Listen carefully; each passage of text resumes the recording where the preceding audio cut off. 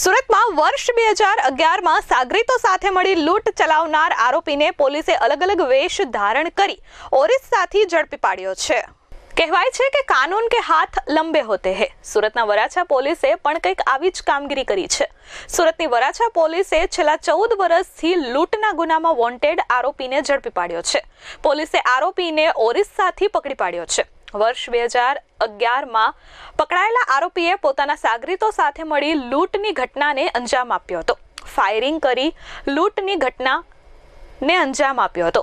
લૂંટ કરવા આવેલા આરોપી દ્વારા ફાયરિંગ કરી 1,77,000ની લૂંટ ચલાવાઈ હતી। વરાછા પોલીસે આરોપીને પકડવા માટે અલગ અલગ વેશ ધારણ કર્યા હતા।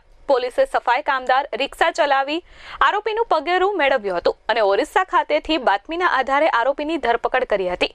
પોલીસે ટુલ્લુ ઉર્ફે લાલ સુભાષ નાયકને ઝડપી પાડ્યો છે। આરોપી પોતાના સાગરીતો સાથે મળી ફાયરિંગ કરી લૂંટ કરી નાસી ગયા હતા। હાલ પોલીસે આરોપીની ધરપકડ કરી વધુ તપાસ હાથ ધરી છે। વર્ષ 2011માં વરાછા પોલીસ સ્ટેશન વિસ્તારમાં એક લૂંટ with attempt two murder firing કરી અને 1,77,000ની લૂંટ ચલાવેલી। એક ટેક્સટાઇલનું કારખાનું છે રિધિ ટેક્સટાઇલ। રિધિ ટેક્સટાઇલના માલિક વિનયભાઈ કાપડિયા છે।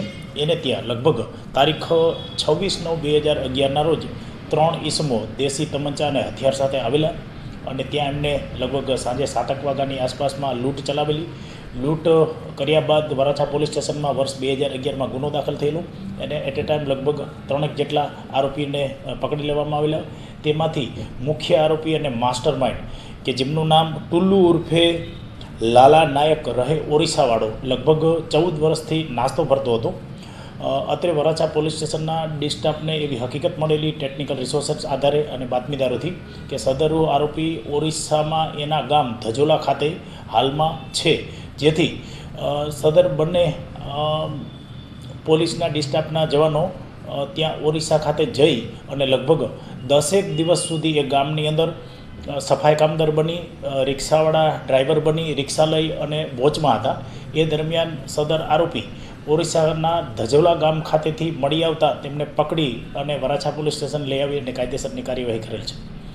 Bureau report S24 news Surat.